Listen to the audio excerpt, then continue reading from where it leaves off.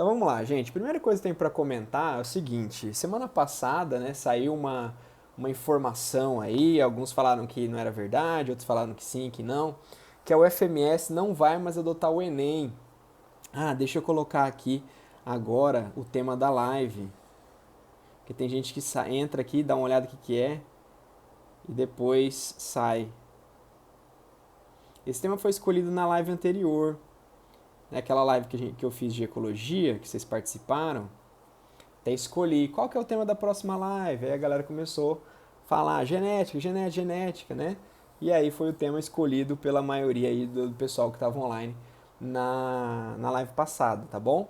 Então é a genética no Enem que vai ser o tema dessa live, beleza? Só que antes de começar a falar de genética no Enem, eu queria fazer esse comentário com vocês, né? Vocês devem ter visto que saiu no edital, saiu notícia oficial aí nas mídias sociais, né? Que a UFMS não vai mais adotar o Enem, pelo menos nesse ano, né? Nessa seleção que se aproxima aí, o SISU não vai ser uma forma de ingresso na UFMS. Então nós tínhamos três formas de ingresso na UFMS. O próprio SISU, né, que desde 2009, basicamente quando a UFMS aderiu ao Enem, ela praticamente só aquele forma de ingresso era o SISU, tá? Isso aconteceu até 2017, 2018, né, 2017, quando ela passou a adotar novamente o vestibular. Então, antes era 100% SISU, agora nós temos três formas de ingresso: o UFMS, o SISU propriamente, tá?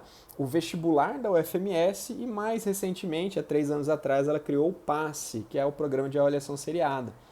E aí, as proporções de vaga são mais ou menos o seguinte: 20% das vagas dos cursos para o PASSE da UFMS, que é avaliação em 3 anos, tá? 40% das vagas para o vestibular da UFMS e 40% para o SISU. Só que ela anunciou que o ano que vem, ou esse ano, né, a próxima seleção, não haverá a UFMS, desculpa, não haverá o SISU para a UFMS, portanto, 80% das vagas serão por ingresso via vestibular e 20% via passe, tá bom? Aí eu pergunto para vocês, quero saber de vocês, o que vocês acharam dessa notícia, tá? Vocês acharam uma notícia boa ou ruim a UFMS não ter aderido o SISU nesse ano? Comenta aí para mim, gente, quero a participação de vocês, tá? Quero o feedback de vocês para que eu possa prosseguir a aula. Comenta o que você achou, se o vestibular da UFMS, a UFMS sem adesão do SISU, isso foi bom ou foi ruim? Comenta aí pra mim, vamos lá. Eu já vi o Pedro falar ruim. Quem mais? Na minha opinião foi boa, o Vinícius falou. O Vinícius falou que foi boa. O Matheus falou. O Pedro Matheus falou que foi ruim. Quem mais? Comenta aí, vamos ver. Pela organização dos últimos vestibulares, o Matheus está falando, a Luana falou que foi ruim, o Vinícius falou que foi boa, o Matheus falou que não gostou muito não, né? Bom, gente, eu vou dar a minha opinião.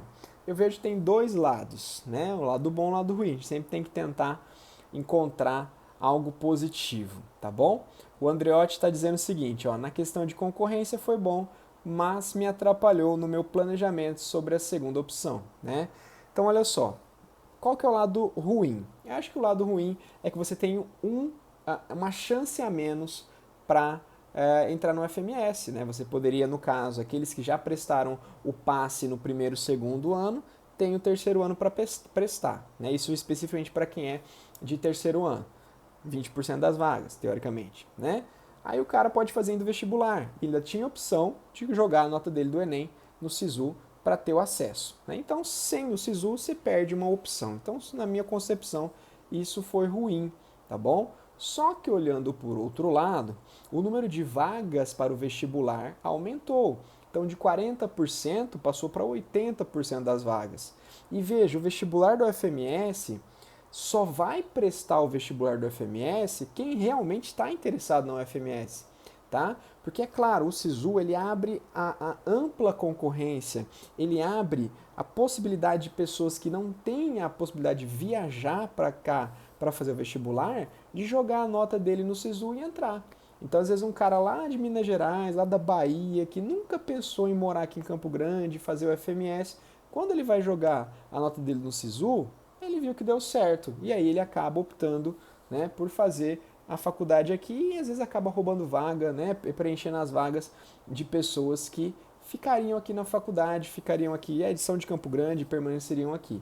Então vejo que nesse caso passa a ser algo benéfico, tá? Porque você tira esses concorrentes que não tinham a primeira opção como o FMS. Então você aumenta a chance de quem está aqui, né, em Campo Grande, de se dedicar para a prova e acabar tendo um bom resultado, tá bom? E isso é o lado bom que eu vejo, beleza? Então, como eu disse, a gente sempre tem que ver o lado bom e o lado ruim.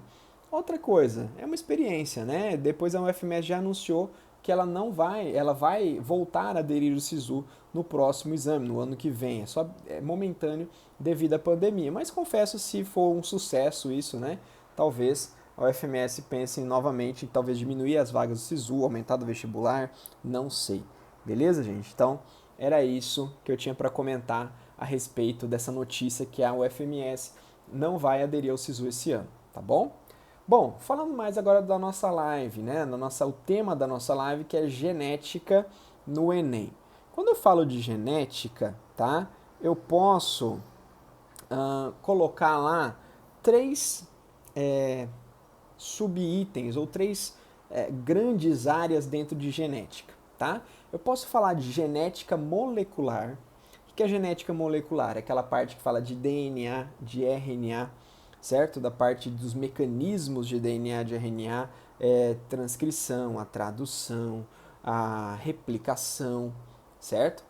Eu posso falar da genética mendeliana, que é aquela genética que todo mundo associa quando fala de genética, dos azões, azinhos, cruzamentos, grupos sanguíneos, tudo está envolvido basicamente com aquela genética típica, que muita gente gosta, outros não gostam, porque é a parte mais matemática da biologia, tá? Geralmente quem gosta de matemática tem mais afinidade por genética, tá? Enquanto que outros já não. E tem também, dentro da parte de genética, macro de genética, a biotecnologia, que é muito explorada nas provas do Enem, em todos os vestibulares, mas do Enem também a biotecnologia tem um carinho maior, certo? Para quem fez a inscrição da live, recebeu já um e-mail de convite, eu vou enviar o material que eu vou usar hoje, uma lista de exercícios, depois uma apresentação de tudo que eu vou falar aqui, eu vou enviar para você no e-mail logo após o término da live. Se você que está aqui assistindo ainda não se inscreveu, lá no meu link da bio tem o acesso ali para você deixar seu e-mail e poder receber esse material que eu vou trabalhar aqui com vocês hoje, tá? Então, eu vou esperar um pouquinho, depois de terminar a live, vou esperar dar tempo aí do pessoal se inscrever, eu vou reforçar isso aí no final também para não esquecer e depois eu faço o envio, tá, do material aqui. Se você está participando, né, acho que você merece esse mimo aí de ganhar esse material para você, tá bom? Então, como eu disse, ó, dentro da genética molecular, vamos dividir a genética em três partes, tá? Primeiro eu vou falar da genética molecular, depois vou falar da genética mendeliana e por fim vou falar da biotecnologia. Eu deixei também uma partezinha para falar de mutações, né? As mutações cromossômicas que também são abordadas no Enem e eu vou mostrar isso para vocês em questões, tá? Então anota isso aí, gente. Quando eu falo genética molecular, está com o caderno aí? Então vamos anotar, tá bom? Dentro de genética molecular, as partes mais importantes que você deve saber, tá? Estrutura de DNA e RNA. Então anota isso. Estrutura de DNA e RNA, ou seja, o que é um nucleotídeo, quais são as partes formadoras dos nucleotídeos, né? O fosfato, uma base nitrogenada, timina, adenina, guanina, citosina, tá? As pentoses, né? Se essa pentose ela é uma ribose, se ela pertence ao RNA, ela é uma desoxirribose, se ela pertence ao DNA, tá? Então, a estrutura de ácidos nucleicos, basicamente, é uma coisa muito importante dentro da genética molecular. Aí, depois disso, a segunda coisa que você tem que lembrar, vamos relembrar, ó. Primeira, estrutura de DNA e RNA. Segunda coisa, anota aí no seu caderno, os processos de duplicação, transcrição e tradução. Duplicação, transcrição e tradução, tá bom? Duplicação é a cópia do DNA. É a cópia do DNA, é o DNA fazendo o DNA. É muito usado isso na fase S da intérfase durante as divisões celulares, ou que antecedem as divisões celulares, no caso da intérfase, tá bom? Então, duplicação é o DNA formando DNA. Transcrição. Transcrição é o DNA formando RNA. É o DNA formando RNA, também ocorre no núcleo das células, tá? Então, isso é importante lembrar.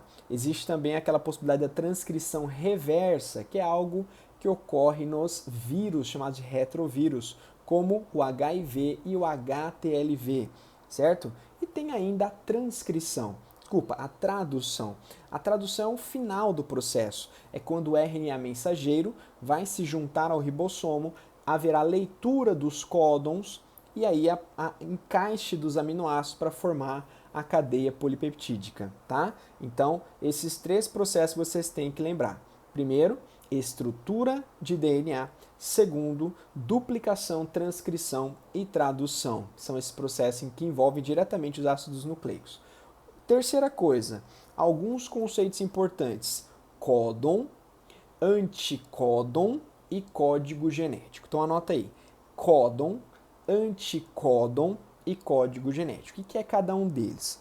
Códon, escrevam, é uma trinca, tá? É uma trinca, ou seja, são três bases nitrogenadas do DNA ou do RNA.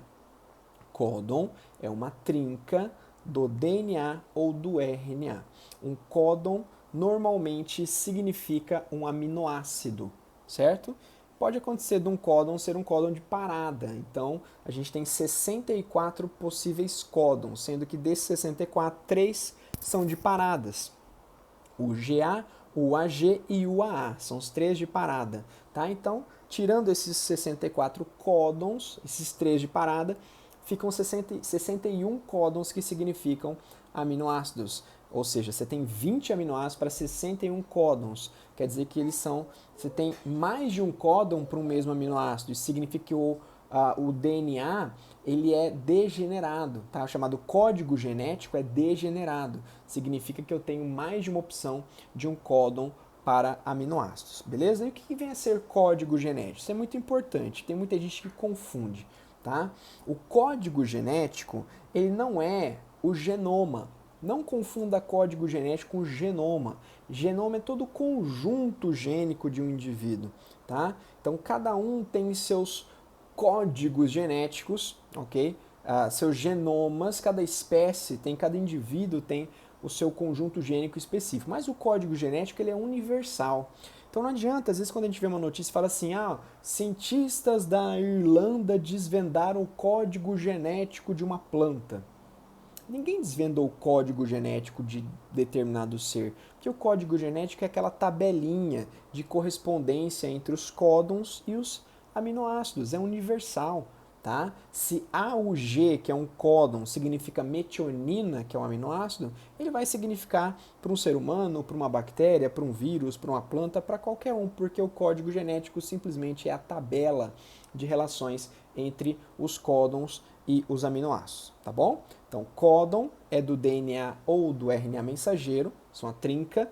Anticódon é uma trinca que corresponde ao códon, ela é complementar, ok? E ela é do RNA transportador. Lembra que as bases nitrogenadas são A, T, C, G. Adenina, timina, citosina e guanina, certo? A correspondência, lembra do macete? Campo Grande tem asfalto, tá? Campo Grande tem asfalto. C com G, T com A.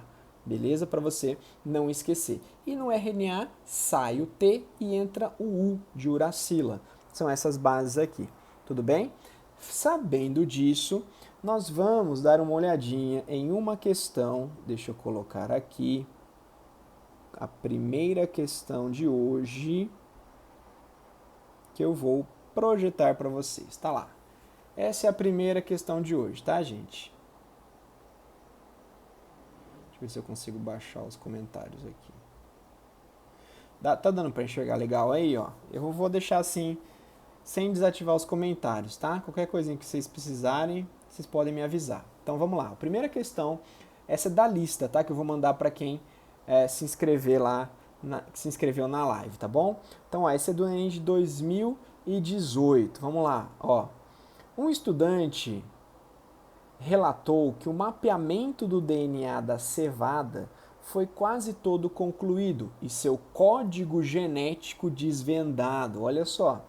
Chamou atenção para o número de genes que compõem esse código genético e que a semente de cevada, apesar de pequena, possui um genoma mais complexo que o ser humano, sendo boa parte desse código constituída de sequências repetidas. Nesse contexto, o conceito de código genético está abordado de forma equivocada. Foi o que eu acabei de falar, tá bom? Ele disse que ele desvendou o código genético. Tá. Pronto. Ele disse que ele desvendou o código genético da cevada. Né? Eu acabei de falar disso. O código genético é a tabela, é a trinca. Ele não pode ter desvendado, ele desvendou o genoma e não o código genético. Tá? Então ele está dizendo, nesse contexto, o conceito de código genético está abordado de forma equivocada. Cientificamente, este conceito é definido como, vamos lá, letra A, trinca de nucleotídeos que codificam os aminoácidos, localização de todos os genes encontrados em um genoma, codificação de sequências repetidas presentes em um genoma, conjunto de todos os RNAs mensageiros transcritos em um organismo, todas as sequências de pares de bases presentes em um organismo. Então, você vai dar uma olhadinha, você vai marcar a alternativa que você acha que é, tá? Vamos ver aí, eu quero algumas opiniões. Vamos lá, gente, mostra pra mim aí o que vocês estão achando, qual que é a alternativa correta aí dessa questão do Enem sobre código genético. Coloca aí pra mim no comentário que eu ativei de novo. Letra A, B, C ou D? Matheus já foi rápido. Letra A. Vamos ver, quem mais? Pedro Andreotti, letra A.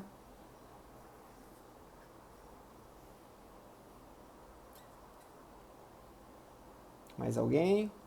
Tentativa? Pode falar, pessoal. Se errar, não tem problema. A gente nunca erra.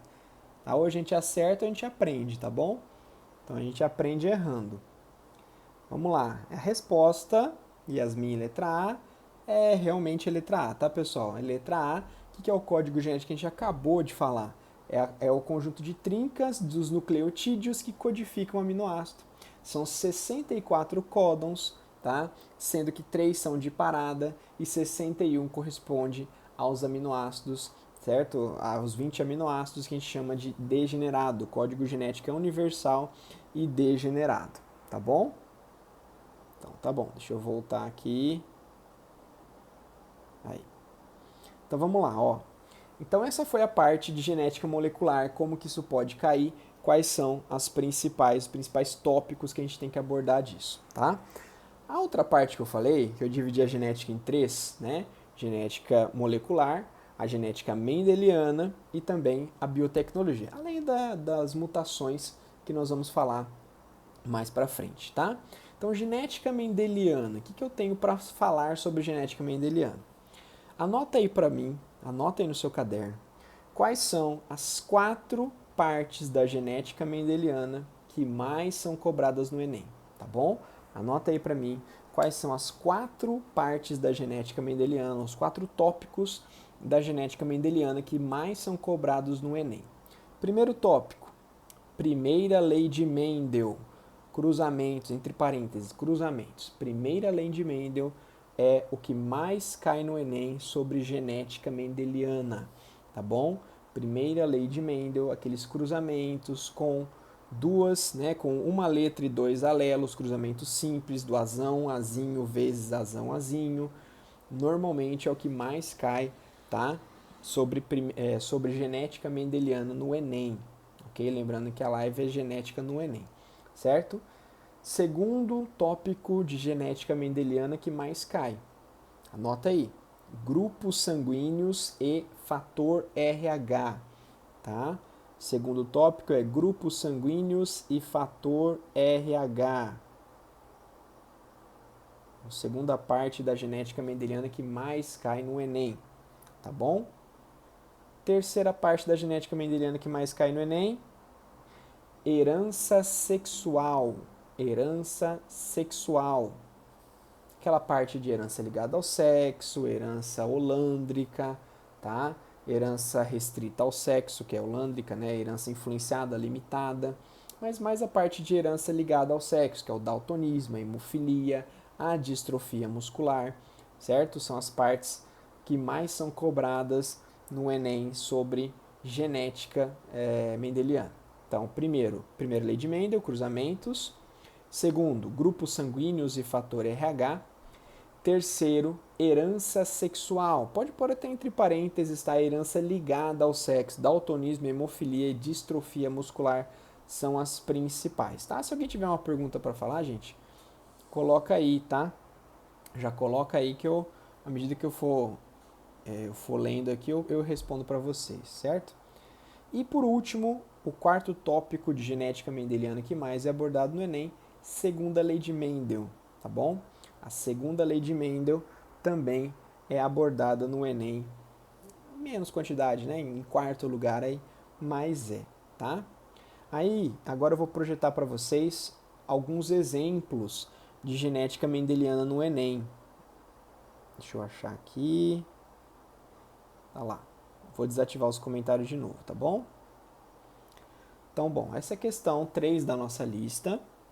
E ela diz o seguinte: uma mulher deu à luz a seu primeiro filho e, após o parto, os médicos testaram o sangue da criança para determinação do seu grupo sanguíneo.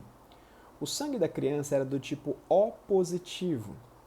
Imediatamente, a equipe médica aplicou na mãe uma solução contendo anticorpos anti-RH, uma vez que ela tinha o tipo sanguíneo O negativo. Qual é a função desta solução de anticorpos? Letra A. Modificar o fator RH do próximo filho. Letra B. Destruir as hemácias sanguíneas do bebê. Letra C. Formar uma memória imunológica na mãe. Letra D. Neutralizar os anticorpos produzidos pela mãe. E a letra E. Promover a alteração do tipo sanguíneo materno. Então já responde aí, que eu vou explicar, tá? Responde aí no seu caderno e daqui a pouquinho eu vou pedir para que você escreva nos comentários e aí eu quero saber o que rolou, tá bom? Então vou explicar para vocês. Isso é uma questão que fala sobre grupos sanguíneos, especificamente sobre fator RH. E no fator RH, o que é importante é lembrar sobre a eritroblastose fetal. Eritroblastose fetal é a doença hemolítica do recém-nascido, tá? Então, anota para mim aí, gente, quais são as condições para que a eritroblastose fetal aconteça. Escreva aí no seu caderno. Quais são as condições para que a eritroblastose fetal aconteça? Primeira condição, a mãe tem que ser RH negativo, independente do grupo sanguíneo, tá? A mãe tem que ser RH negativo. Essa é a primeira condição para a eritroblastose fetal acontecer. Segunda condição da eritroblastose fetal acontecer, o pai da criança tem que ser RH positivo, tá? Por quê? Porque se a mãe for negativa e o pai for negativo, a criança só pode ser negativa. Então não dá. Então tem que ser, primeiro, a mãe tem que ser negativo, segundo, o pai da criança tem que ser negativo e terceiro, a criança tem que ser sangue positivo para que haja incompatibilidade de sangue, tá bom? Lembra que a mãe, por ser negativa, ela não conhece o RH positivo, ele é estranho para ela. Então, toda vez que ela entrar em contato com sangue positivo, pela primeira vez, ela vai desenvolver anticorpos anti-RH.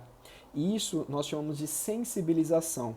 A mãe fica sensibilizada, tá? Então o que acontece? O primeiro filho RH positivo, ele nunca vai ter problema. Por quê? Porque não existe um contato direto do sangue do bebê com o sangue da mãe. Então é como se durante a gravidez a mãe negativa não soubesse que ela está gerando um filho positivo. Então não haverá produção de anticorpos. Só que no momento do parto existem pequenas lesões, pequenas hemorragias na placenta, tá? Isso vai jogar sangue positivo do bebê no útero da mãe. E fatalmente o corpo da mãe vai ficar sabendo que existe um sangue diferente ali, um sangue positivo que não deveria estar. E ela vai passar a produzir anticorpos contra aquele sangue. Ela vai criar uma memória imunológica contra aquele sangue. E a próxima criança positiva, ela vai sofrer. Ela vai receber uma carga de anticorpos maternos que vão afetar o seu desenvolvimento. Por isso é importante que a mãe não seja sensibilizada. Como que isso é feito, gente? Isso é feito aplicando-se uma injeção de anticorpos prontos na mãe logo depois do parto. Qual que é a intenção disso? Eu vi que a maioria respondeu letra D, neutralizar os anticorpos produzidos pela mãe. Mas veja, a mãe não tem anticorpos. A mãe nem sabia que ela estava fazendo, que ela estava gerando um filho positivo, tá? Ela não sabia disso. E soro é emergencial. Isso é uma emergência. Eu não posso deixar com que o sangue do bebê sensibilize a mãe. Então a resposta dessa questão, gente, é letra B de bola. Letra B de bola. A intenção do soro aplicado na mãe é destruir as hemácias sanguíneas do bebê. Ah, mas ele vai ficar sem hemácia? Lembra que esse bebê acabou de nascer, ele já está lá na incubadora. Ele já está lá quentinho lá no bercinho dele, tá? Ele não vai sofrer a ação dos anticorpos, somente o sangue do bebê que ficou no útero materno, o sangue que sobrou ali no útero para evitar com que ele sensibilize a mãe, tá bom? Então a resposta dessa questão é a alternativa B de bola. Anota aí, tá? Corrige esse erro, tá, gente? Se você errou, não tem problema, você acabou de aprender e você não vai esquecer mais, tá bom? Vamos agora, deixa eu ver se tem uma pergunta aqui. Tá. Vamos agora para a questão 4. Essa aqui.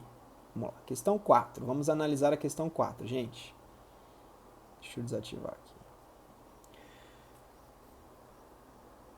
Questão 4 diz o seguinte: um jovem suspeita que não é filho biológico de seus pais, pois descobriu que o seu tipo sanguíneo é ORH negativo e sua mãe é B positivo e o seu pai é A positivo. A condição genotípica que possibilita que ele seja realmente filho dos biológicos dos pais é... Então vamos pensar o seguinte, ó. Letra A. O pai e a mãe sejam heterozigóticos para o sistema sanguíneo ABO e para o fator RH. O pai e a mãe sejam heterozigotos para o sistema sanguíneo ABO e homozigotos para o sistema RH.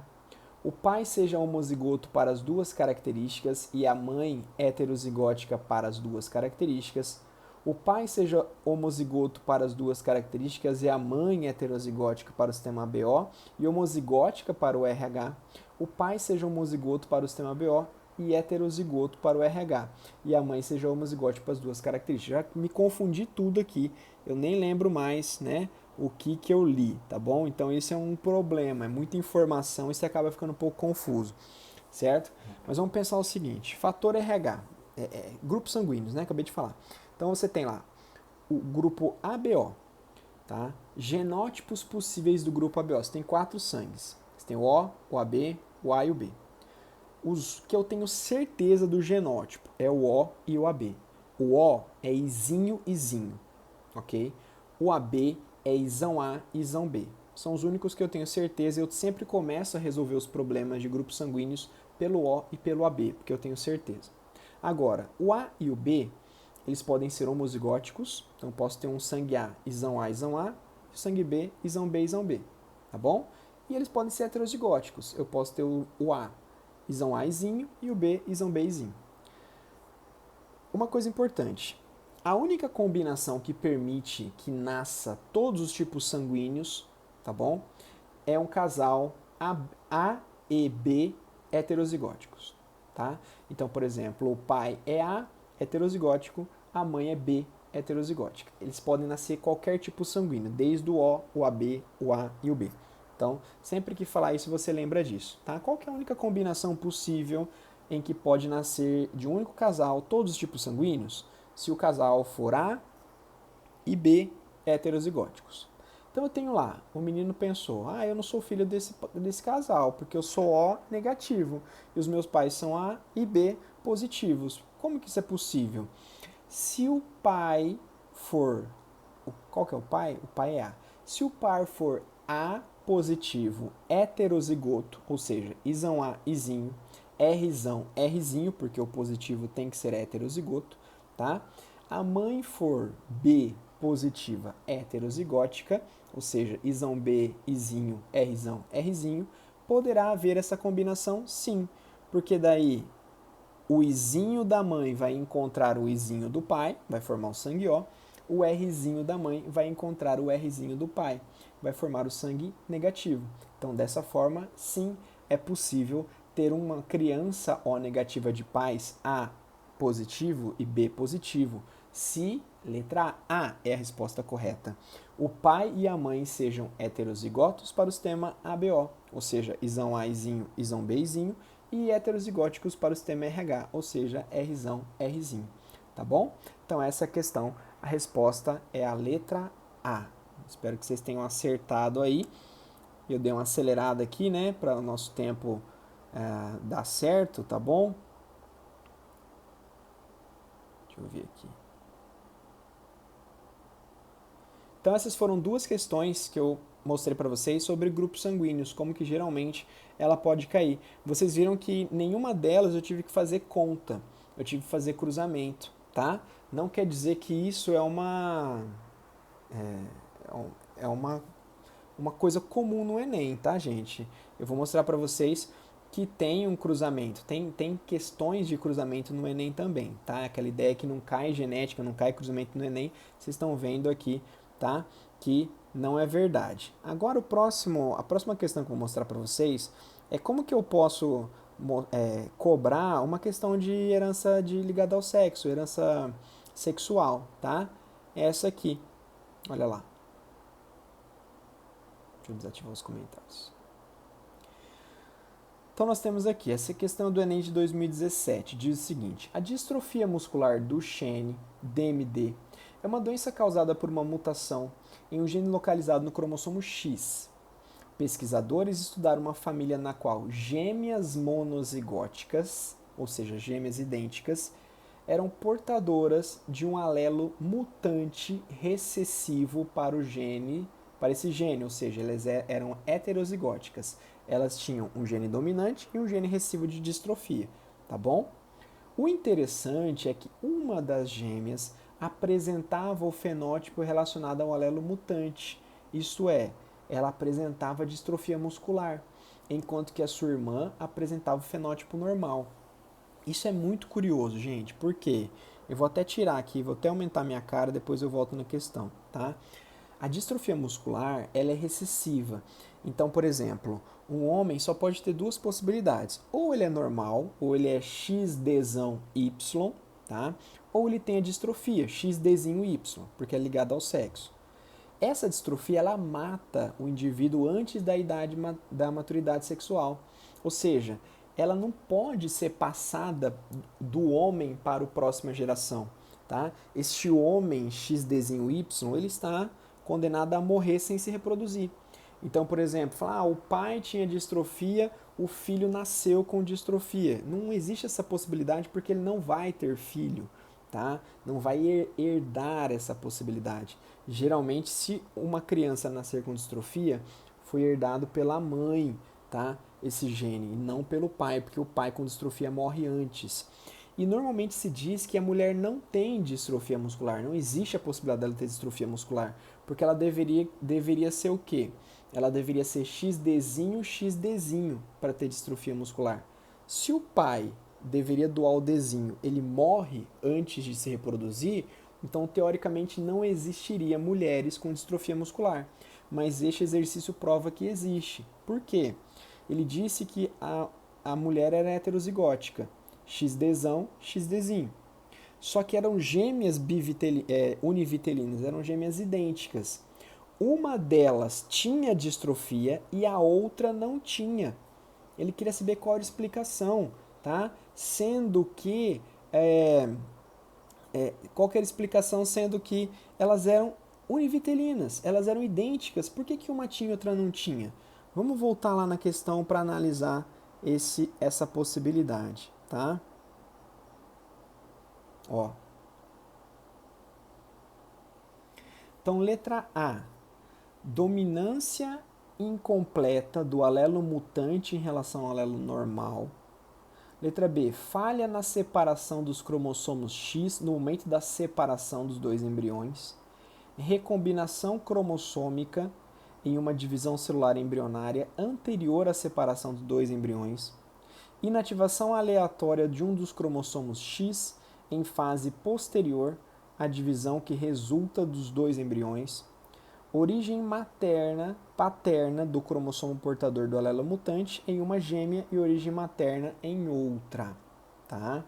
Pessoal, olha só. A resposta dessa questão é a letra D de dado. A inativação aleatória de um dos cromossomos X em fase posterior à divisão que resulta nos dois embriões. O que acontece aqui, gente? Deixa eu voltar para mim. O que acontece aqui, tá?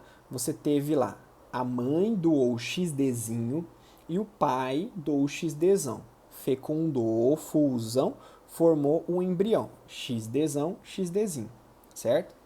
Na mulher existe uma característica chamada de hipótese de Lyon, ou lei da compensação da dose. Como ela tem um X a mais do que o homem, certo? Esse X a mais, ele fica inativo em relação ao homem. Tá? O homem só tem X e Y, então os dois estão ativos. A mulher tem X e X. Um X é ativo e o outro é inativo, que a gente chama de cromatina sexual corpúsculo de Barr. Essa inativação ela é aleatória. Então o que acontece? Posso inativar o X que eu ganhei da minha mãe, posso inativar o X que eu ganhei do meu pai. Então o que aconteceu ali? Você teve a formação do embrião, você teve a separação do zigoto, tá, para formar dois embriões idênticos, e nessa separação, após a separação, em uma das gêmeas, o X doado pelo pai, que era o X normal, ficou inativo, sobrando só o X da mãe, que era o doente, e na outra gêmea, o X doado pela mãe ficou inativo, ficando só o X normal do pai, que ela não desenvolveu a doença. Então, dessa forma, eu tenho gêmeas idênticas, com o mesmo genótipo, o mesmo DNA, só que uma tem a doença e outra não tem. Chama-se lei inativação aleatória ou lei da compensação da dose. Tá? Isso é comum ver também em gatos, felinos. As fêmeas, elas são tricolores, tá? Porque existe uma inativação aleatória desse X nas fêmeas. As mulheres, de modo geral, elas podem ser um mosaico. O que é um mosaico? É uma mistura de células ativas e inativas do X do pai e da mãe no corpo inteiro, tá? Existe uma diferença entre mosaico e quimera, não sei se vocês sabem disso. Mosaico é quando você tem grupo de células diferentes, né? Células diferentes dentro do corpo, mas essas células pertencem ao mesmo organismo. Elas só são diferenciadas de acordo com essa inativação do X. Isso é um mosaico, é uma mistura de células diferentes. Agora existe uma outra situação, que é a quimera. A quimera é uma fusão de embriões, é uma pessoa que tem DNAs diferentes. Olha que coisa legal, né? Não sei se vocês já ouviram falar de uma mulher lá nos Estados Unidos que teve uma polêmica uns tempos atrás. Ela tinha 2 filhos, estava grávida do terceiro filho. E ela terminou do namorado lá dos pais da criança. E ela entrou na justiça para tentar fazer com que o pai pagasse a pensão alimentícia para os filhos, né? Só que lá nos Estados Unidos, para você entrar na justiça e ter que pagar a pensão, você precisa fazer um exame de DNA para provar que o pai da criança ou a pessoa que está sendo processada pague a pensão para os filhos e que realmente ele seja pai das crianças. E foi feito esse exame de DNA. Então foi feito o exame do pai, das 2 crianças e da mãe.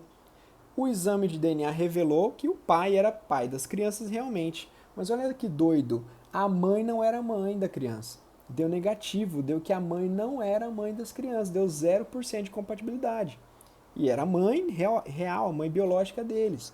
Inclusive ela começou a ser até processada pelo juizado lá, dizendo que ela estava mentindo, que ela estava aliciando as crianças para levar vantagem. Olha, foi um problemão que ela enfrentou. Ela fez 3 exames de DNA e todos deram negativo. Ela quase perdeu a guarda das crianças. Depois de muito tempo, né, com essa história, o que aconteceu? O advogado dela foi atrás de um caso parecido e descobriu que ela poderia ser uma quimera. O que é isso? Uma fusão de embriões. Durante a gestação da mãe dessa mulher, né, ela gerou gêmeas bivitelinas, ok? A irmã gêmea dela. Só que em vez da irmã gêmea dela se desenvolver separadamente, elas se fundiram num único embrião. Ou seja, quem era a mãe dos filhos dela, geneticamente era a irmã dela, a irmã gêmea que nunca nasceu. Olha que louco isso, né? E aí como é que ela descobriu, né? Como é que esse caso se resolveu? Depois de muito se tentar, né, de várias maneiras fazer o exame, ela solicitou que fizesse o exame de várias partes do corpo dela. Foi retirado células de várias partes do corpo dela para fazer exame. E de uma amostra lá da coluna vertebral dela, conseguiram compatibilidade com os filhos e viram que aquela amostra da coluna vertebral era realmente o que era semelhante aos filhos e aí, né, tudo se resolveu. E é muito raro isso, né? São só 30 casos na história, né, na medicina, de pessoas como quimeirismo.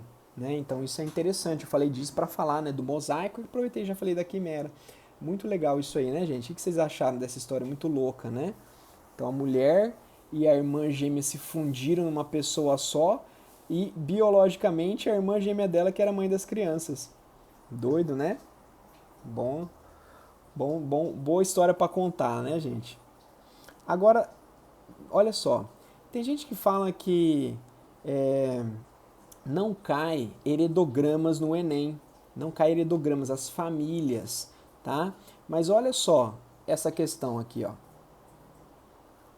É uma questãozinha do Enem de 2014, temos um heredograma, uma família, temos ali 1, 2, 3, 4 gerações, lembrando que os círculos são as mulheres, os quadrados são os homens e as figuras pintadas é que apresentam anomalia, tá? No heredograma, os símbolos preenchidos representam pessoas portadoras de um tipo raro de doença genética. Um tipo raro de doença genética. Os homens são representados pelos quadrados e as mulheres pelos círculos. Qual é o padrão de herança observado nessa doença? Gente, nós temos alguns padrões de herança identificáveis por heredograma. A primeira é herança autossômica, tá? Herança autossômica. O que é herança autossômica? É aquela que o gene está nos cromossomos autossômicos e ela ocorre em mesma proporção entre homens e mulheres. Então, dando uma olhadinha ali, aparentemente eu tenho muito mais mulheres afetadas do que homens. Eu tenho lá 1, 2, 3, 4, 5, 6, 7, 8, 9, 10, 11, 12 mulheres contra apenas 3 homens. Isso é para se desconfiar, porque se fosse autossômica deveria ser muito parecido ali. Se são 6 homens, deveriam ser 7, 8 mulheres, mas é muito diferença. É muito provável que isso seja uma herança ligada ao sexo, tá? Se fosse uma herança autossômica, tem um macete legal para a gente descobrir, que é pais iguais com filho diferente, o diferente é recessivo. Mas veja que eu não consigo encontrar na questão nenhum casal igual. Não tem nenhum casal igual, sempre tem um casalzinho diferente. Então eu não consigo, por esse macete, saber a resposta. Agora pensa, se fosse, vamos pensar que é uma herança ligada ao sexo, porque ela é uma herança onde tem muito mais mulheres do que homens, é predomínio do sexo, tá bom? Não pode ser herança holândrica, porque herança holândrica é aquela que é exclusiva dos homens. Está em maior quantidade nas mulheres. Quando uma herança ligada ao sexo está em maior quantidade nas mulheres, nós dizemos que ela é uma herança dominante, tá bom? Herança dominante ligada ao sexo. Existe algumas doenças ligadas ao sexo dominante que ocorrem muito mais em mulheres, tá? Nos homens, quando predomina nos homens, como daltonismo, hemofilia e a distrofia muscular, é a herança recessiva ligada ao sexo. Como é que eu vou confirmar isso aqui? Vamos dar uma olhada ali, ó. Deixa eu ver. Vamos lá na primeira, que não tem número aqui, fica um pouco mais difícil, mas do lado esquerdo, a primeira linha ali, tá? Onde tem uma mulher afetada, um homem, uma mulher e um homem afetado ali, tá? Aquele casalzinho ali, ó. Veja que eu tenho um homem afetado na primeira linha. Ele tem 5 filhos, 3 mulheres, 2 homens. As 3 mulheres são afetadas, tá? Veja agora o segundo homem afetado, que está do lado direito ali na segunda linha. O segundo homem afetado tem muitos filhos. Olha, ele tem 1, 2, 3, 4, 5, 6, 7, 8, 9, 10. São 10 filhos ali. Sendo que desses 10 filhos, 5 meninas e 5 meninos. E todas as meninas são afetadas. Então isso é uma característica muito clara de herança dominante ligada ao sexo.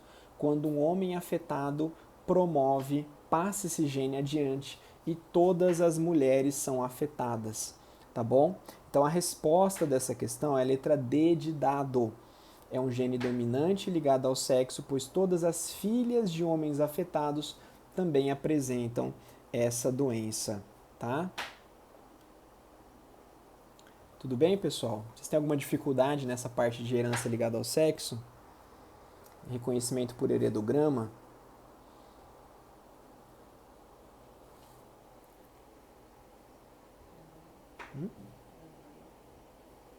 Entendi. Não? Tudo bem. Vamos passar para uma próxima questão aqui. É a última, tá? A última dessa parte de genética. Que é essa aqui, ó. É uma questão de cruzamento. Olha só. O heredograma mostra a incidência de uma anomalia genética em um grupo familiar. Então a gente tem lá os indivíduos da família, tá? De 1 a 13. E aí os pintados são doentes.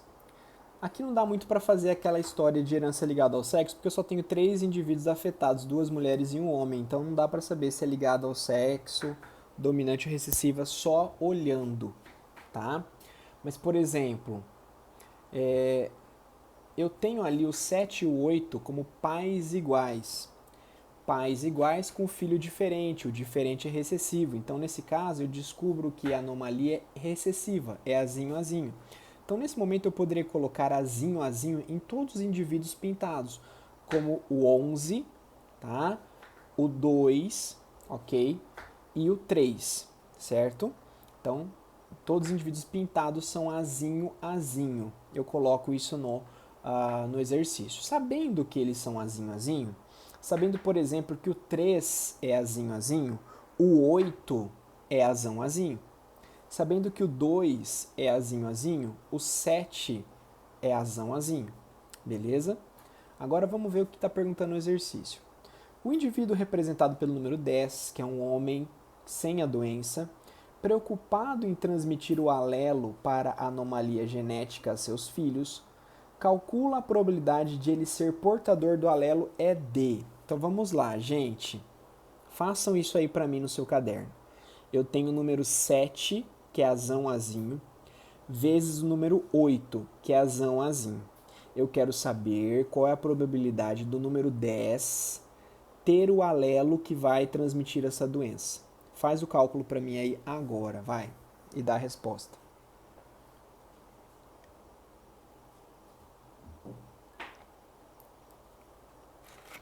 Vamos lá. Os 2 primeiros que responderem eu já dou a resposta.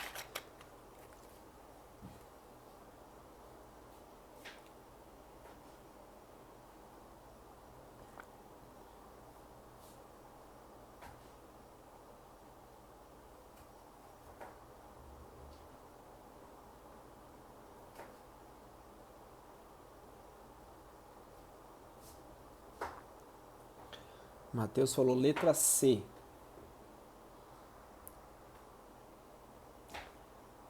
Mais alguém? O Andreotti falou letra D. O Pedro Matheus, letra C. Começou a dividir aí, hein? que mais? Vamos equilibrar. Ó, mais um, letra B.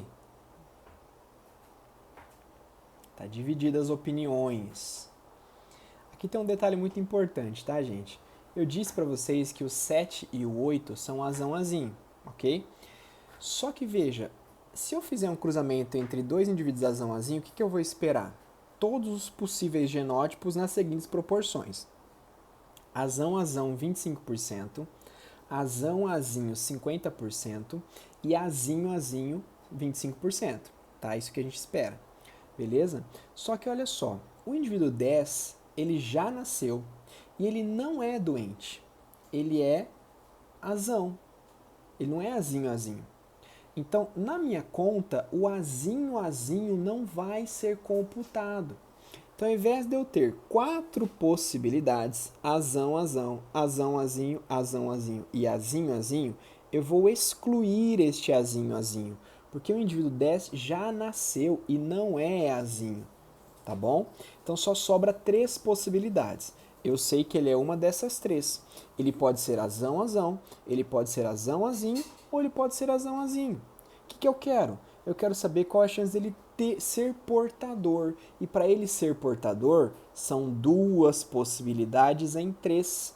2 possibilidades de ser azão, azinho e uma de ser azão, azão. Então a resposta é 2/3, ou 66,6%, ou 67%. Por isso que a resposta é a letra D de dado. Então muito cuidado aí com esse tipo de pegadinha que vocês podem encontrar, tá bom? Gente, deixa eu voltar aqui. Vejam só. Dentro de genética mendeliana, a gente acabou de falar que são os assuntos que mais caem, né? Grupo sanguíneo, primeira lei de Mendel, cruzamento, grupos sanguíneos, herança ligada ao sexo e segunda lei de Mendel. Agora sim, não vou dizer que não caia, tá? Mas que tenha menor possibilidade de cair. Porque até então, olhando as estatísticas do Enem até hoje, a menor possibilidade de cair genética genética de populações, nunca caiu no Enem, genética de populações, tá? Linkage é muito difícil cair no Enem. Até hoje nunca caiu uma questão efetivamente de linkage. Eu vou mostrar para vocês um exemplo. Interações gênicas, aquela parte de genes complementares, epistasia, herança quantitativa, tá? Isso é mais difícil cair no Enem. Não quer dizer que não vá cair nunca, tá? Até então não tem histórico de cair no Enem esse tipo de questões. Mas se você vai prestar o FMS, se você vai prestar a Unesp, a Unicamp, a FUVEST e outros vestibulares, e esse conteúdo cai sim, tá? Então fiquem espertos com relação a isso, ok? Sobre biotecnologia, vamos anotar aí os principais assuntos recorrentes em biotecnologia no Enem, tá bom? Primeira coisa, anota TDR, que é a técnica do DNA recombinante, que é a produção dos transgênicos, tá bom? Anota aí no seu caderninho, biotecnologia 1, transgênicos, ok? Cai muito sobre transgênico no Enem. Segundo ponto de biotecnologia, exames de DNA. Os exames de DNA caem bastante no Enem, certo? Para você analisar as barrinhas ali e descobrir se é filho, se não é, né? Se é o criminoso tem a amostra do crime ali, do suspeito, tá bom? Terceiro ponto que cai bastante no Enem com relação à biotecnologia, clonagem. Clonagem reprodutiva, clonagem terapêutica, tá? Saber como é feito um clone é importante, tá? A parte terapia gênica, vou mostrar uma questão para vocês, inclusive do ano passado, que fala sobre terapia gênica e células-tronco. São os assuntos de biotecnologia que são mais cobrados e que vocês têm que ter domínio aí, tá bom? Vou repetir, tá? Ó, biotecnologia. Primeiro, transgênicos. Segundo, exames de DNA. Terceiro, clonagem. Quarto, terapia gênica. E quinto, células-tronco. Tá? São os assuntos dentro de biotecnologia que tem um índice de recorrência maior. Olha aqui aquela questão que eu falei sobre terapia gênica para vocês darem uma olhadinha. Ó. Essa eu já respondi de cara, né? Mas, ó, tem lá um desenho mostrando uma pessoa. Número 1, eu estou tirando células da pessoa, coleta e cultivo in vitro de células do paciente. O número 2, transdução com vetor carregado de gene terapêutico, ou seja, transdução é vírus, tá, gente? Vírus que são colocados com gene saudável para infectar essas células do paciente, tá? Seleção e expansão das células com genes terapêuticos, ou seja, você vai selecionar as células que conseguiram absorver esse gene saudável. E quarto, você vai reintroduzir as células no paciente, as células modificadas. Um exemplo, um diabético, ele é diabético, se for do tipo 1, porque ele não tem o gene para produção de insulina. Então ele tem que tomar insulina diariamente.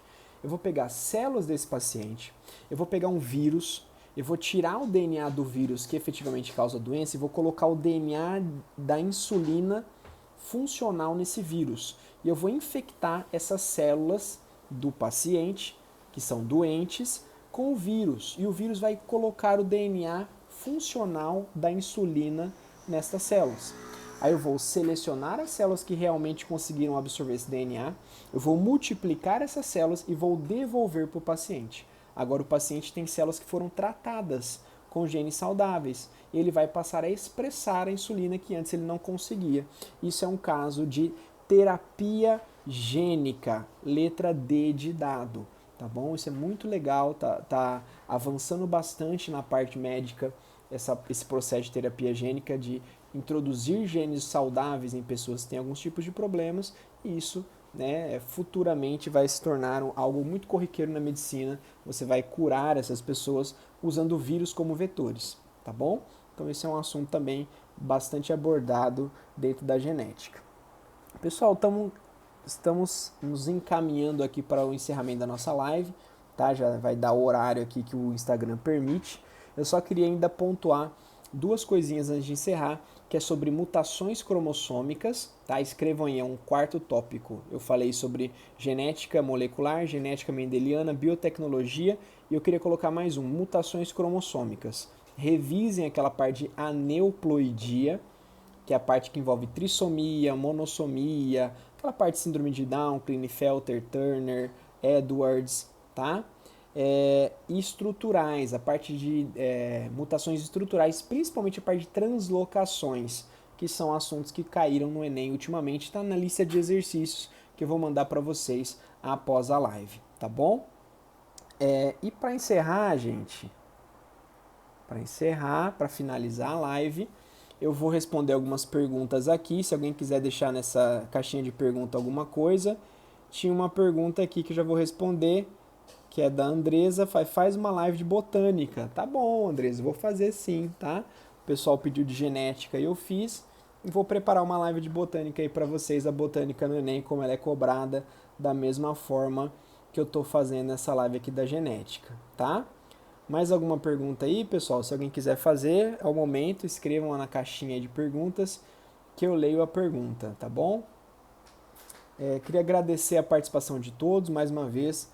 Queria pedir desculpas aí pela questão do horário, né, do atraso que nós tivemos no início da nossa live, tá bom, gente? Foi questões de problemas técnicos, né, que isso pode acontecer, mas da próxima vez tenho certeza que vai estar tudo certo, tá? Eu vou trocar minha internet essa semana e aí eu não vou mais ficar refém disso aí, tá? Eu gostaria que vocês comentassem no post que eu vou fazer, vou colocar um post ali no Instagram sobre a live de hoje e coloca lá o que você aprendeu nessa live, quais são os assuntos da genética que mais são cobrados no Enem, tá? Vamos ajudar a divulgação da nossa live. E a próxima live vai ser quando? Né? Não sei, talvez dia 30, vamos ver. Dia 30 de outubro vai ser uma próxima live. Quem sabe, semana que vem, né? Na segunda. Estou vendo aqui com a produção, com a minha chefe aqui, ver quando que vai ser a próxima live, tá? Mas eu vou divulgar. A chefe mandou falar se vocês querem live durante a semana ou final de semana. Nossa live anterior foi na sexta, né? Então hoje é na segunda, eu tô testando alguns horários aí, alguns dias e horários que fiquem melhor para vocês, tá? Final de semana, eu já fiz sábado de manhã, já fiz sexta à noite, hoje é segunda à noite, né? vamos testando aí, tá bom? Durante a semana o Matheus falou, né?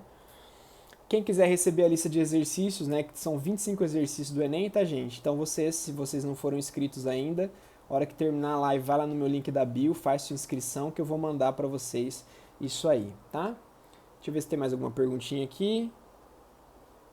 Acho que não. Então tá bom, vou encerrar. Então, mais uma vez, agradeço a participação de vocês, agradeço a presença, a disposição de ficar aqui uma hora me ouvindo, tá? Espero que essas dicas, né, essas revisões ajudem com que vocês consigam o desempenho tão desejado dos vestibulares, tá? E deixo aqui a minha trinca, né, de palavras que sempre move aí as minhas lives, as minhas explicações, que é o estudo acima de tudo, né? Você tem sempre que buscar estudar cada vez mais, se aprimorar no que você deseja alcançar. Esse estudo vai te dar confiança necessária para que você se saia bem numa prova, para que não exista aquele famoso branco, né, que a gente ouve falar, poxa, deu branco, estudei tanto, deu branco. Né? Então o estudo leva a confiança e a base de tudo isso é a disciplina, né? A disciplina que você tem que fazer aquilo que deve ser feito mesmo que você não goste. Mesmo que você não goste, Matheus, de estudar botânica, você vai ter que estudar botânica, tá? Porque isso cai no vestibular e você vai ter que acertar essa parte para você conseguir seu objetivo, tá bom, gente? Então agradeço mais uma vez a presença de todos. Uma excelente noite, uma excelente semana de estudos para vocês. Um grande abraço e até a próxima. Tchau, tchau, gente.